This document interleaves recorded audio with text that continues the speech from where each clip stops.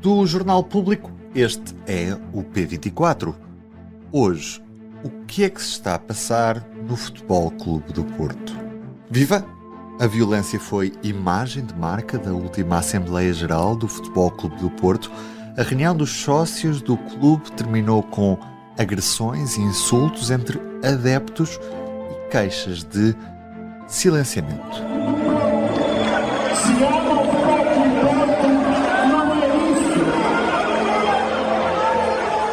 Este som foi da última segunda-feira. A Assembleia foi interrompida e a ser retomada neste dia 20, portanto a próxima segunda-feira. Mas as coisas mudaram, entretanto, e caiu a proposta de alteração dos estatutos do clube. Hoje percebemos o que está em causa com o editor de Desporto do Público, Nuno Sousa. Bem-vindos.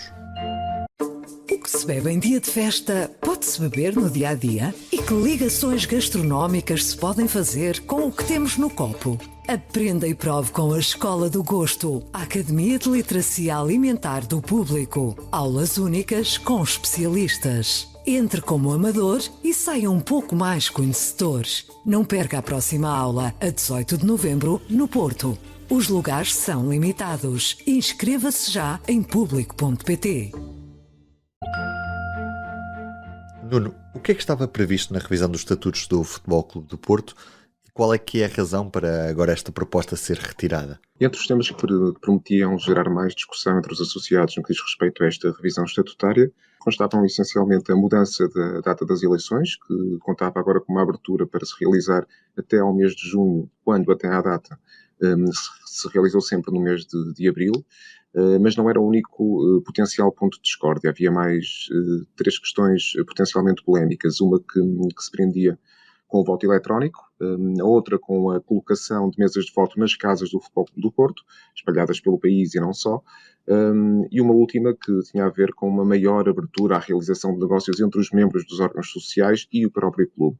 Eu creio que tudo isto concorreu, de certa forma, para que se gerasse um ambiente de alguma divisão acrescida entre os associados do Futebol Clube do Porto e também uma corrida a esta Assembleia Geral que terá extravasado largamente tudo aquilo que eram as previsões do Presidente da Mesa da Assembleia Geral do clube.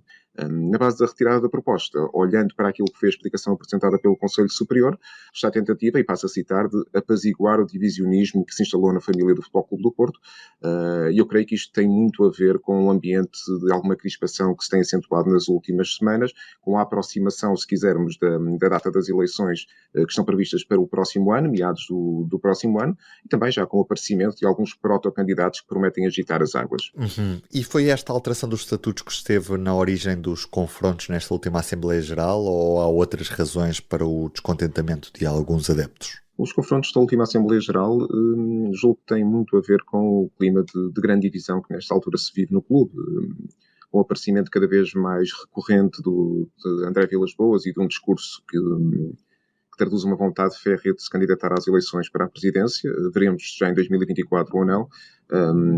Creio que se geraram duas fações, ou se aprofundaram, se quisermos, as diferenças entre duas fações, a que defende a continuidade da direção de Jorge Nuno Pinto da Costa e uma outra que quer um novo rumo para o clube, e muito provavelmente esse rosto poderá vir a ser de André Vilas-Boas, ou até de outros candidatos que surjam entretanto. Nuno Lobo é o primeiro candidato oficial, veremos se surgirão outros entretanto ou não.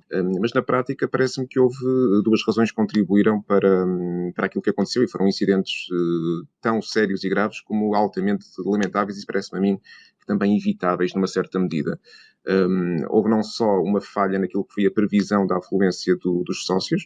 Eu recordo que o encontro estava inicialmente marcado para o auditório, que tem capacidade para pouco mais de 300 ou 400 pessoas, e surgiram nas imediações do Estádio do Dragão mais de 3.000 sócios.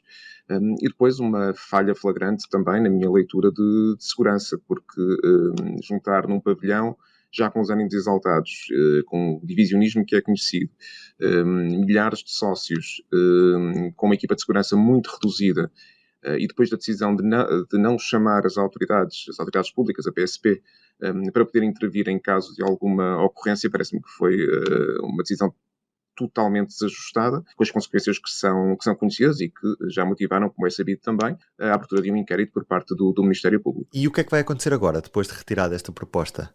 É expectável que a contestação interna acalme? Do ponto de vista procedimental, cabe agora ao Presidente da Mesa da Assembleia Geral, Lourenço Pinto, a decisão oficial de cancelar a reunião magna da próxima segunda-feira.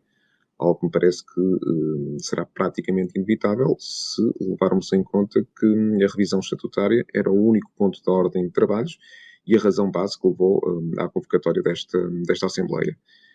Quanto à questão da contestação, parece-me que é muito difícil que, pelo menos até ao próximo ato eleitoral, assistamos a um abrandamento desta tensão que existe entre duas fações diametralmente opostas, aquela que apoia incondicionalmente a atual direção, e em concreto Jorge Nuno Pinto da Costa, e que pretende um Futebol Clube do Porto de continuidade, e uma outra que provavelmente se reverá num outro candidato, veremos se André Vilas Boas avança oficialmente ou não, porque para já apenas Nuno Lobo assumiu a vontade de se candidatar, mas que tem uma visão francamente diferente do futuro do Futebol Clube do Porto, e que contrasta largamente com este período de menor fulgor que o clube atravessa, não tanto do ponto de vista desportivo, porque apesar dos sobressaltos a equipa tem dado conta do recado, quer do ponto de vista interno, quer externo, mas mais no que diz respeito à sua sustentabilidade financeira, e aí parece-me que, a avaliar por aquilo que têm sido as opiniões de vários sócios na praça pública, André Vilas Boas tem conseguido colecionar um capital de confiança e de adesão interessante,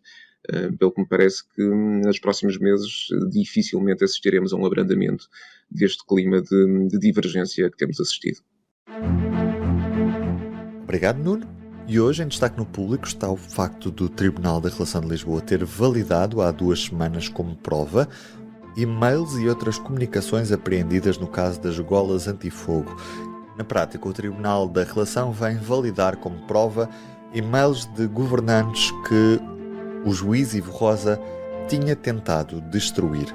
O processo das golas antifumo está em fase de instrução e estava à espera desta decisão para poder avançar. Agora, o debate instrutório deve realizar-se em breve e a juíza irá decidir se os arguidos vão ou não a julgamento. Ruben Martins nos seus ouvidos, hoje com o Nuno Sousa, editor de desporto no Público, Ana Marques Maia na música original. Da minha parte, é tudo por hoje. Até amanhã. O Público fica no ouvido.